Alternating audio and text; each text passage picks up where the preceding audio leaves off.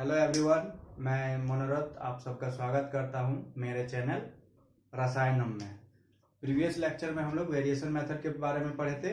आज हम लोग पढ़ेंगे सुपरपोजिशन प्रिंसिपल के बारे में। ठीक है, सुपरपोजिशन प्रिंसिपल। तो actually superposition principle quantum mechanics में है क्या और इससे क्या हम लोग फाइंड आउट कर सकते हैं। तो सबसे पहले हम लोग फाइंड आउट कर सकते हैं वो है प्रोबेबिलिटी। प्रोबेबिलिटी किसी भी सिस्टम का यदि हमको प्रोबेबिलिटी फाइंड करना है, चाहे वो एसएचओ हो, हाइड्रोजन एटम हो, 1D बॉक्स हो, चाहे कोई भी सिस्टम हो, यदि प्रोबेबिलिटी फाइंड करना है तो सबसे इजी मेथड है सुपरपोजिशन प्रिंसिपल। अप्लाई करो, प्रोबेबिलिटी निकालो। कोई भी पार्टिकल का उस स्टेट में पाए जाने की प्रोबेबिलिटी क्या है, तो हम लोग सुपरपोजिशन प्रिंसिपल से निकाल सकते हैं। दूसरा क्या फाइंड आउट कर सकते हैं? Average energy. एवरेज एनर्जी और एक्सपेक्टेशन एनर्जी। एक्सपेक्टेशन एनर्जी इससे निकाल सकते हैं। ठीक है,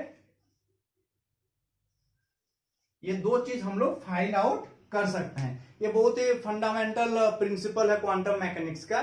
ये एक्चुअली क्या करता है, लीनियर कॉम्बिनेशन को कंसीडर करता है। जैसे कोई वेव फंक्शन है, बहुत सारे वेव फंक्शन का ये लीनियर कॉम्बिनेशन है, तो उसको ये डिस्क्राइब करता है, वहीं से ये प्रोबेबिलिटी निकाल सकता है। कैसे निकाल सकता है देखते हैं। आइए, जैसे एक वेव फंक्शन दिया हुआ है, साई दिया हुआ है मेरा C1 साई1 प्लस C2 साई2 का एक लीनियर दो वेव फंक्शन का कॉम्बिनेशन है। वेव फंक्शन साई1 और वेव फंक्शन साई2 का एक लीनियर कॉम्बिनेशन साई है। यहां C1 क्या है? कोफिशियंट। कोफिशियंट है। ये C2 भी कोफिशियंट है। ये क्या है? Wave function. वेव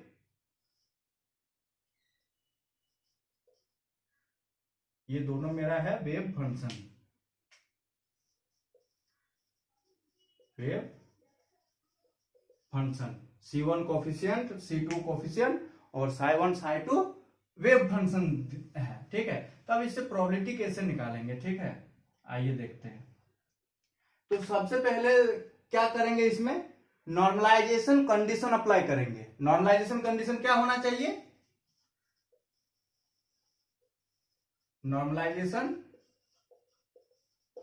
कोई भी वेव फंक्शन को नॉर्मलाइज होने के लिए क्या होना चाहिए? कोफिशिएंट का स्क्वायर ऑलवेज यूनिटी के इक्वल होना चाहिए। मीन्स C1 का स्क्वायर प्लस C2 का स्क्वायर इक्वल टू 1 होना चाहिए। यदि ये इक्वल नहीं होगा तब हम लोग नॉर्मलाइज करते हैं। नॉर्मलाइज करने के लिए क्या करेंगे? एक फैक्टर लेंगे, कोई भी normalise factor n square, C1 का स्क्वायर, C2 का square dot dot dot Cn का स्क्वायर इक्वल टू 1। यहां से n का वैल्यू निकाल लेंगे, वो मेरा नॉर्मलाइजेशन फैक्टर हो जाएगा।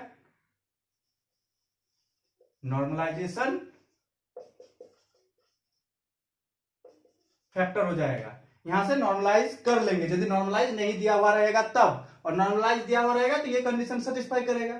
ठीक है, अब यहां जो C1 का स्क्वायर जो मेरा यहां डिनोट कर रहा है, यहां जो C1 का स्क्वायर डिनोट कर रहा है मेरा, ये एक्चुअली प्रोबेबिलिटी को डिनोट कर रहा है। Probability corresponding to state 1, corresponding to state 1। ये क्रॉस C1 का स्क्वायर प्रोबेबिलिटी डिनोट कर रहा है स्टेट 1 के रिस्पेक्ट में। ये स्टेट 1 के रिस्पेक्ट में मेरा प्रोबेबिलिटी को डिनोट कर रहा है। सिंपली कोफिशिएंट का स्क्वायर इक्वल टू प्रोबेबिलिटी होता है। तो यहां C1 है तो ये स्टेट 1 के रिस्पेक्ट में प्रोबेबिलिटी को शो कर रहा है। ये C2 क्या शो कर रहा है?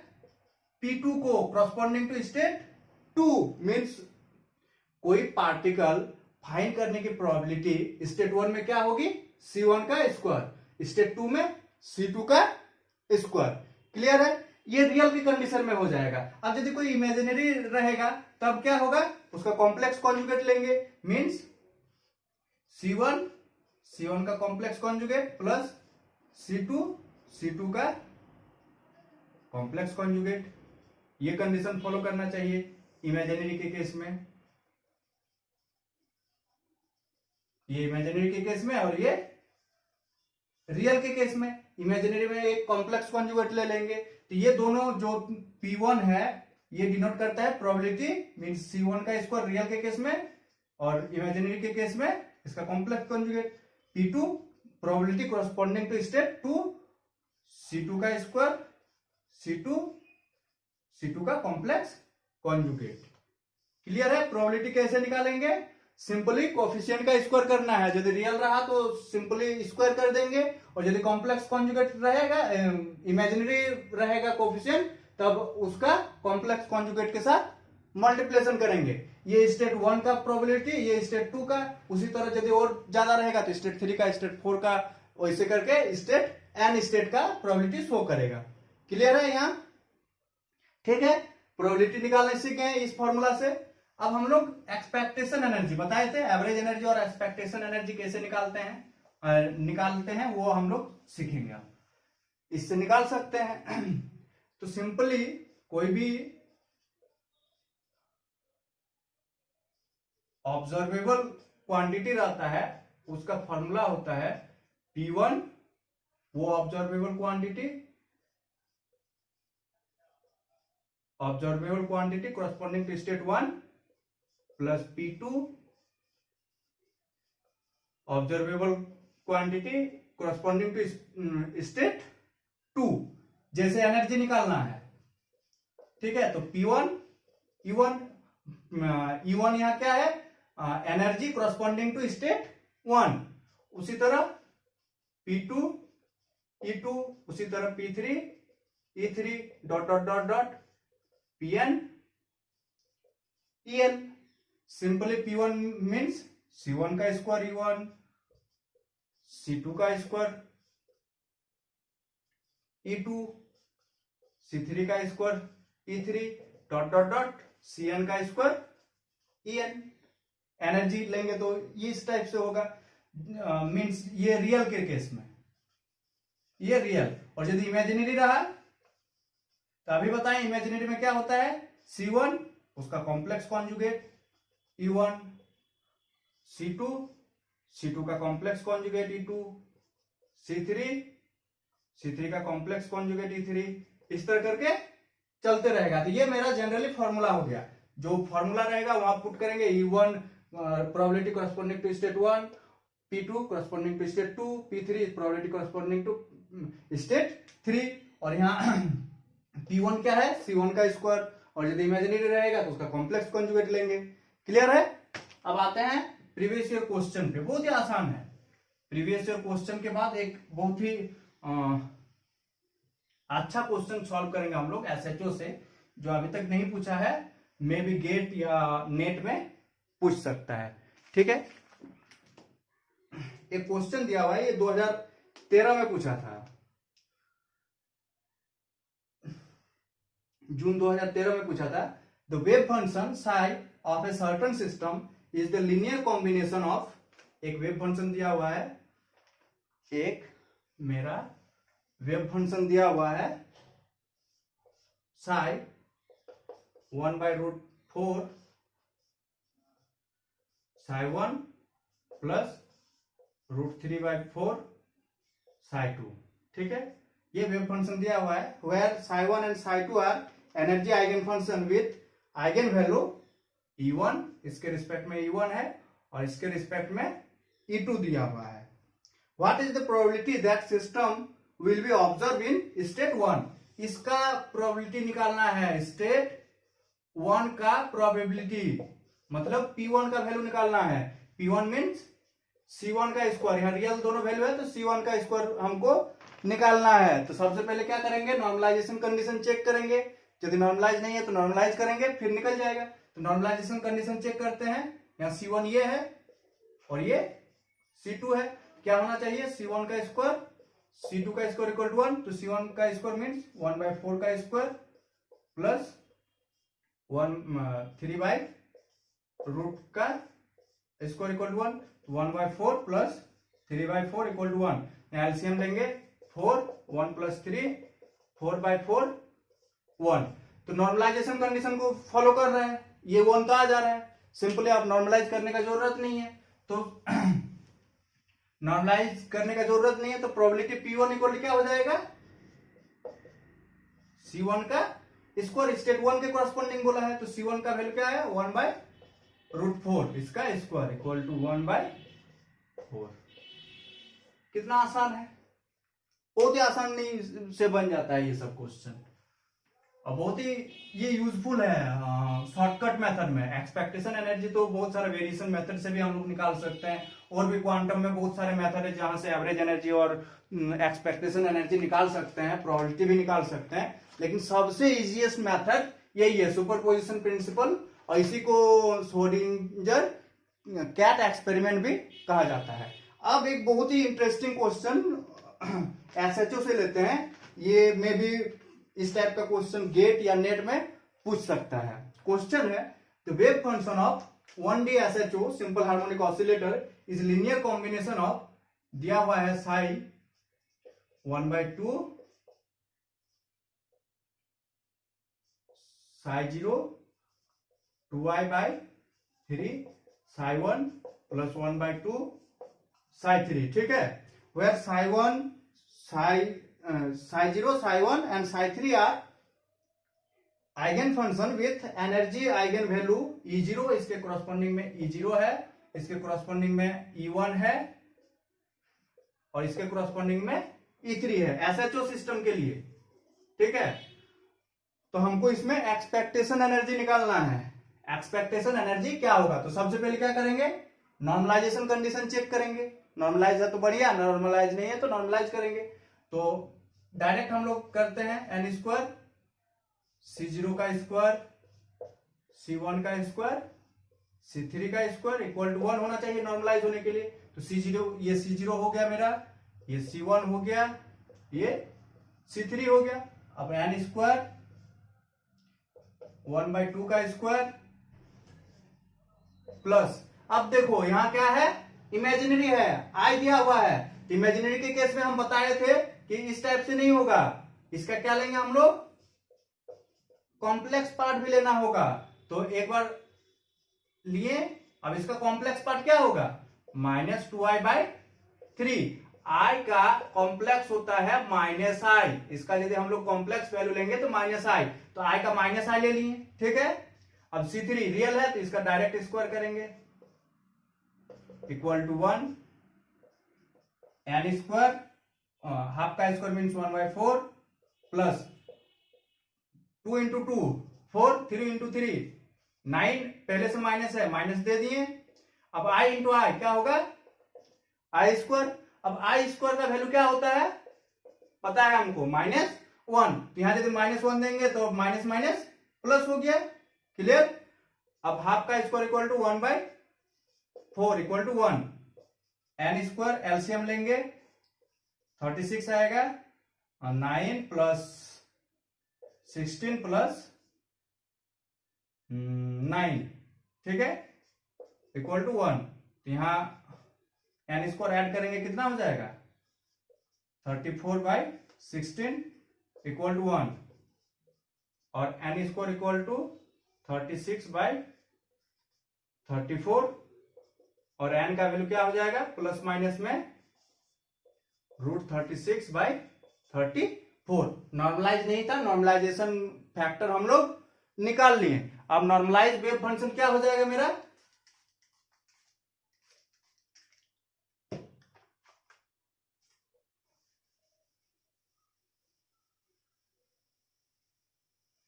अब नॉर्मलाइज वेव फंक्शन हम लोग इस वेव फंक्शन को इस फैक्टर से मल्टीप्लिकेशन कर देना है, 36/34 मीन्स, अब नॉर्मलाइज वेव फंक्शन क्या हो जाएगा, √36/34, पहले से 1/2 है,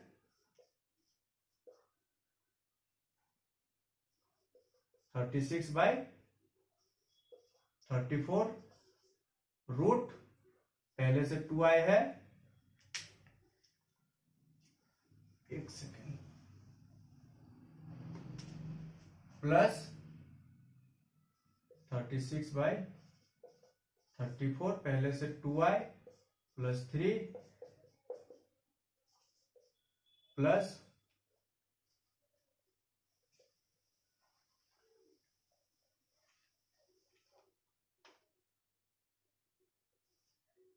36/34 रूट 1/2 है साइन 3। अब ये मेरा एक्चुअल वेव फंक्शन हो गया, नॉर्मलाइज वेव फंक्शन। हमको क्या निकालना था? एक्सपेक्टेशन एनर्जी को क्या हो जाएगा? P1 E1 जीरो से स्टार्ट है तो P0 E0, P1 E1 और P3 E3। क्लियर है? अब प्रोबेबिलिटी 1 तो P0 इक्वल क्या हो जाएगा? P0 इक्वल टू C0 का स्क्वायर, P1 का स्क्वायर, C1 का स्क्वायर, लेकिन यहाँ इमेजिनरी पार्ट है तो ये क्या हो जाएगा? C1 का imaginary, P3 equal to C3 का स्क्वायर।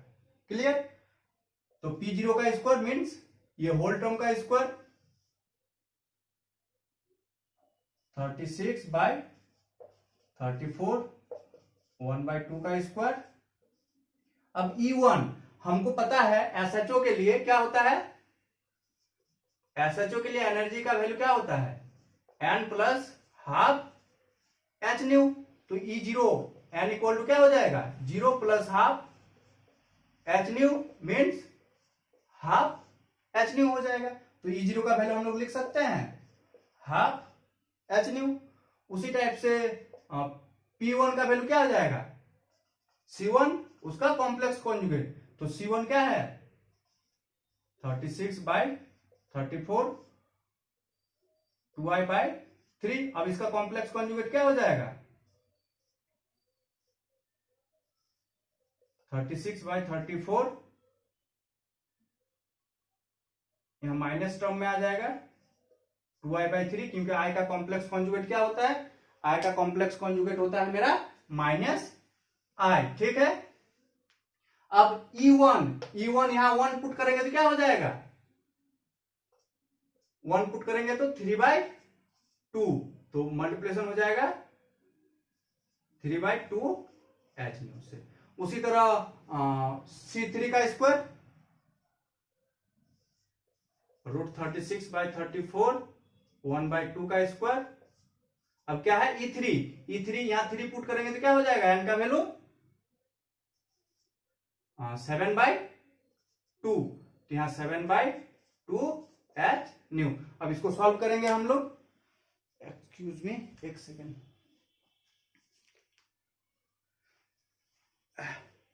अब इसको सॉल्व करते हैं।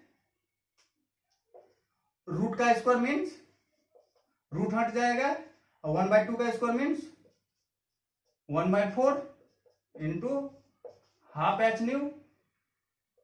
अब देखो रूट 36/34 रूट 36/34, तो ये तो आ जाएगा, रूट हट जाएगा। अब 2 इंटू 2 4, पहले से माइनस टर्म है तो पहले एक माइनस आ जाएगा, और 3 इंटू 3 9, i इंटू आई क्या हो जाएगा? आई स्क्वायर। तो आई स्क्वायर का वैल्यू क्या होता है? -1। तो यहां यदि -1 करेंगे तो माइनस इंटू माइनस क्या हो जाएगा? प्लस हो जाएगा। क्लियर है? अब क्या है यहाँ? 3/2 एच न्यू, और यहां इसका स्क्वायर करेंगे तो 36/34 1/2 का स्क्वायर 1/4 7/2 एच न्यू। इसको सॉल्व करते हैं, इस टर्म को। क्या आएगा देखते हैं।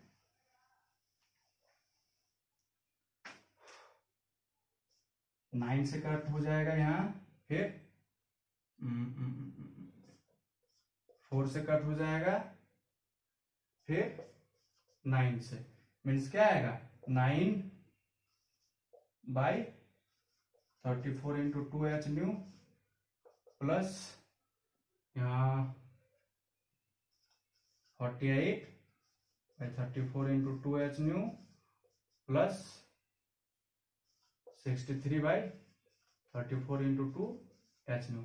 अब एलसीएम लेंगे, यहाँ एलसीएम लेंगे तो नीचे क्या आ जाएगा? 34 इंटू 2, यहाँ 9 plus 48 plus 63 h nu equal to 120 34 into 2 60, फिर कट करेंगे 30 बाई 70 एच न्यू। ये वैल्यू मेरा आ गया एक्सपेक्टेशन एनर्जी का, ये मेरा आंसर हो गया। क्लियर है? कोई डाउट? सिंपल सा करना है, पहले नॉर्मलाइज देख लेना है तो बहुत बढ़िया, नहीं है तो नॉर्मलाइज करेंगे, फिर एक्सपेक्टेशन बोलेगा तो उस फॉर्मूला में पुट करेंगे, डायरेक्ट कैलकुलेशन करेंगे, हो जाएगा। इसमें सिर्फ ध्यान हमको रखना है कैलकुलेशन में, थोड़ा कैलकुलेशन में जल्दीबाजी के चक्कर में मल्टीप्लिकेशन में मेरा मिस्टेक हो सकता है, मल्टीप्लिकेशन उसके बाद एडिशन, ये सब सब्सट्रैक्शन में। और ध्यान रखना है कॉम्प्लेक्स कॉन्जुगेट में, जहां भी इमेजिनरी रहा वहां उसका कॉम्प्लेक्स कॉन्जुगेट लेना है, ना कि होल का स्क्वायर करना है।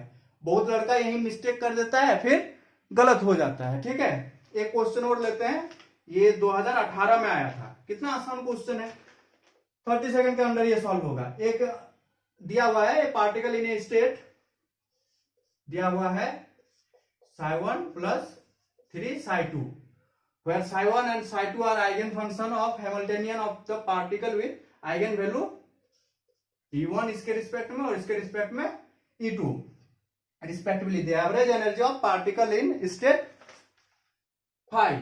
हमको एवरेज एनर्जी निकालना है, तो एवरेज एनर्जी पता है क्या होता है, P1 E1 P2 E2। लेकिन सबसे पहले हमको क्या करना है, नॉर्मलाइज करना है। तो नॉर्मलाइज करने के लिए क्या करेंगे, n स्क्वायर C1 का स्क्वायर प्लस C2 का स्क्वायर इक्वल टू 1। C1 यहां कुछ नहीं मतलब 1 है, 1 का स्क्वायर 3 का square equal to 1, n square 1 plus 9 n square 10 equal to 1 और n square equal to 1 by 10। ये वैल्यू आएगा प्लस माइनस 1 बाई रूट 10। तो नॉर्मलाइज वेव फंक्शन मेरा क्या हो जाएगा, 1 by root 10 psi1 plus 3 by root 10 psi2। अब फॉर्मूला पुट कर देंगे, P1 इक्वल टू क्या होगा, C1 का स्क्वायर कॉरस्पॉन्डिंग टू स्टेट 1 का प्रोबेबिलिटी प्लस C2 का स्क्वायर E2। ठीक है, यहाँ इमेजिनरी पार्ट नहीं है, इसलिए इसका कॉम्प्लेक्स कॉन्जुगेट लेने का जरूरत नहीं है। C1 का स्क्वायर मीन्स 1 बाई रूट 10 का square E1 plus 3 by root 10 का स्क्वायर E2।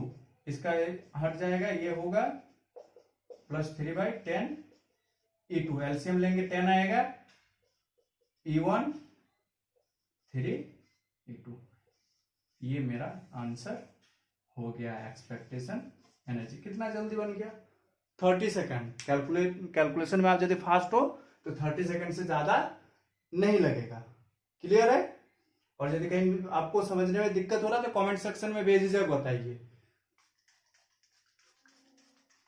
एक लास्ट क्वेश्चन लेंगे, ठीक है, बहुत ही इंटरेस्टिंग क्वेश्चन है ये भी, अभी तक पूछा नहीं है लेकिन मे बी गेट या नेट में पूछ सकता है इस बार, इस प्रिंसिपल से। यही इसीलिए ये टॉपिक हम कवर कर रहे हैं, कवर करने का वही रीजन है कि पूछा नहीं है तो पूछ सकता है इस बार। एक लास्ट क्वेश्चन लेते हैं, दिया हुआ है तो wave function of state H atom is given by, H atom का दिया हुआ है, ठीक है, 2 0 0 2 2 1 1 3 2 1 0 √2 2 1 -1। ये वेव फंक्शन दिया हुआ है हाइड्रोजन एटम के लिए, where psi NLM denotes the eigen function of with quantum principal number m। मतलब ये m को डिनोट कर रहा है, सेकंड वाला l को डिनोट कर रहा है, थर्ड वाला m को, थर्ड वाला क्वांटिटी मेरा m को डिनोट कर रहा है। तो हमको एक्सपेक्टेशन वैल्यू निकालना है एंगुलर मोमेंटम z डायरेक्शन का, ठीक है। तो सबसे पहले क्या करेंगे, इसका तो फॉर्मूला पता होना चाहिए, Lz equal to m h cut होता है, और ये पहला वाला टर्म मेरा n को डिनोट कर रहा है, मीन्स 2n को, L0 को, M0 को, यहाँ N2 L1 M 1। थर्ड वाला जो मेरा नंबर है वो m को डिनोट कर रहा है। तो सबसे पहले क्या करेंगे, नॉर्मलाइज करेंगे, ऑब्वियसली नॉर्मलाइज करना होगा। नॉर्मलाइज करने के लिए नॉर्मलाइजेशन फैक्टर लिए। अब C1 का स्क्वायर, इसको 1, इसको 2, इसको 3, इसको 4 मान लेते हैं। तो C1 का स्क्वायर, C1 मीन्स कुछ नहीं मतलब 1 का स्क्वायर, C2 का कोफिशिएंट क्या है 2 का स्क्वायर, C3 का कोफिशिएंट क्या है 3 का स्क्वायर, C4 का कोफिशिएंट क्या है √2 का स्क्वायर इक्वल टू 1। 1 का स्क्वायर मीन्स 1, 2 का स्क्वायर 4, 3 का स्क्वायर 9, √2 का स्क्वायर 2, कितना आएगा 16, 1, n स्क्वायर इक्वल टू 1/16 और n इक्वल टू क्या आएगा प्लस माइनस 1/4। नॉर्मलाइजेशन फैक्टर मेरा निकल गया, ठीक है। नॉर्मलाइजेशन फैक्टर क्या आया 1/4। अब नॉर्मलाइज वेव फंक्शन क्या हो जाएगा मेरा 1/4 से मल्टीप्लिकेशन कर देना है रियल वेव फंक्शन को। तो इस वेव फंक्शन को 1/4 से मल्टीप्लिकेशन कर देंगे तो नॉर्मलाइज वेव फंक्शन क्या हो जाएगा 1/4 साइ 200, 2/4 साइ 211 प्लस 3/4 साइ 210 √2/4 साइ 211, ठीक है। ये है तो एक्सपेक्टेशन एंगुलर मोमेंटम का निकालेंगे तो क्या हो जाएगा P1 LZ1 इसके corresponding, P2 LZ2, P3 LZ3, P4 LZ4। अब P1 मीन्स C1 का स्क्वायर, यहाँ P1 इक्वल टू C1 का स्क्वायर, P2 C2 का स्क्वायर, P3 C3 का स्क्वायर, P4 C4 का स्क्वायर। ये फॉर्मूला पढ़ चुके हैं कि प्रोबेबिलिटी को डिनोट कर रहा है तो स्क्वायर होगा, ठीक है। अब आते हैं LZ इक्वल टू क्या होता है m s कट। m किसको डिनोट कर रहा है मैग्नेटिक क्वांटम नंबर, मींस इसका जो थर्ड डिजिट है ये m को डिनोट कर रहा है, ये मेरा m को डिनोट कर रहा है, ठीक है। अब P1 इक्वल टू क्या होगा C1 का स्क्वायर, तो C1 का स्क्वायर मींस 1/4 का स्क्वायर। अब LZ में यहाँ m का वैल्यू क्या है, यहाँ LZ में m का वैल्यू 0 है, तो 0 पुट करेंगे तो क्या हो जाएगा 0 h कट, ठीक है। P2 मीन्स C2 का स्क्वायर, C2 क्या है यहाँ 2/4 का स्क्वायर, LZ2। अब यहाँ m का वैल्यू क्या है सेकंड में 1 है, तो यहाँ 1 पुट करेंगे तो क्या हो जाएगा m के जगह 1 पुट किए h cut. P3 means C3 में क्या है मेरा 3/4 इसका स्क्वायर। अब 3 स्टेट में m का वैल्यू क्या है 0 h कट। अब P4 मीन्स C4 का स्क्वायर, तो C4 में क्या है मेरा ये वाला टर्म √2/4 का स्क्वायर। अब m h कट, m क्या है इसमें -1 है, तो -1 h कट हो जाएगा। अब ये वाला होल टर्म 0 हो जाएगा, 0 से मल्टीप्लिकेशन करेंगे ये वाला टर्म भी 0 हो जाएगा। ये तो बचेगा मेरा क्या 1/2 1/4 h कट और यहाँ माइनस है 2/16 h कट, ये वाला टर्म बचा। अब इसको सॉल्व कर लेते हैं, वो मेरा एक्सपेक्टेशन हो जाएगा, वैल्यू जो आएगा नहीं आएगा देखते हैं। एलसीएम लेंगे तो क्या हो जाएगा 16 4 h कट, हाँ 4 h कट और -2 h cut equal to 2 h cut by 16 cut करेंगे 1/8 h कट मेरा आंसर हो गया। मींस LZ का एक्सपेक्टेशन वैल्यू क्या आया 1/8 h कट। क्लियर है, बहुत ही आसान है। यदि आप कैलकुलेशन में फास्ट हो तो 30 सेकंड भी नहीं लगेगा, इतना इजीली आप कर सकते हो ये सब क्वेश्चन को। यदि कहीं समझ में नहीं आया तो आप कमेंट सेक्शन में बेझिझक पूछ सकते हैं। और क्वांटम केमिस्ट्री चाहे कोई भी फिजिकल केमिस्ट्री में किस टॉपिक पे आपको सबसे ज्यादा डिफिकल्टी फेस हो रहा है उस टॉपिक का नाम आप कमेंट सेक्शन में बताइए, हम उसको इजीली एक्सप्लेन करने की कोशिश करेंगे, ठीक है। और इस टॉपिक से रिलेटेड यदि आपको नोट्स और असाइनमेंट चाहिए तो नीचे दिए गए टेलीग्राम लिंक पर क्लिक कीजिए आपको वहाँ इसका असाइनमेंट मिल जाएगा, यूनिक असाइनमेंट मिलेगा, किसी इंस्टीट्यूट का असाइनमेंट नहीं मिलेगा आपको, एकदम यूनिक असाइनमेंट मिलेगा। आप अपना अपना प्रैक्टिस कर सकते हैं, एफिशिएंसी बढ़ा सकते हैं। नीचे दिए गए टेलीग्राम लिंक पर क्लिक करके आपको मिल जाएगा। और यदि अच्छा लगा तो लाइक कीजिए, सब्सक्राइब कीजिए और अपने दोस्तों के साथ भी शेयर कीजिए यदि अफोर्ड अच्छा लगा तो। और सब्सक्राइब श्योर कीजिए, क्योंकि उससे हमको मोटिवेशन मिलता है कि और अच्छा अच्छा वीडियो बनाएं, और अच्छा एक्सप्लेन करें। सब्सक्राइब नहीं कीजिएगा तो थोड़ा डिमोटिवेट हो जाते हैं कि कोई पसंद नहीं करता है तो वीडियो बनाने का मन नहीं करता है। इसीलिए यदि आपको पसंद आया मेरा एफर्ट तो सब्सक्राइब श्योर कीजिए। Thank you.